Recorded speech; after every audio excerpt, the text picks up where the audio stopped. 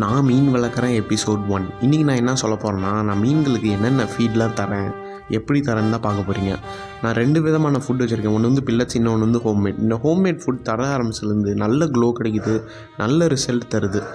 நீங்கள் போடுற ஃபீட் வந்து 1 நிமிஷத்தில் மீன் சாப்பிட்டு முடிக்கிற மாதிரி போடுங்க. அப்போ தான் அது வந்து ஹெல்த்தியாக இருக்குதுன்னு அர்த்தம். இதே தான் நானும் ரெட் ட்ராகன் ஃப்ரைஸ்க்கும் தரேன்.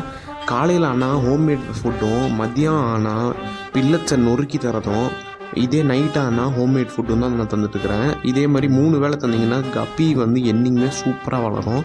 டெய்லியுமே டேரக்ட் சன்லைட் படாமல் இந்த மாதிரி ஜன்னலுக்கு பின்னாடி வச்சிங்கன்னா நல்ல க்ரோத் கிடைக்கும். நம்மளோட கப்பியும் ரொம்ப ஹெல்த்தியாக இருக்கும்.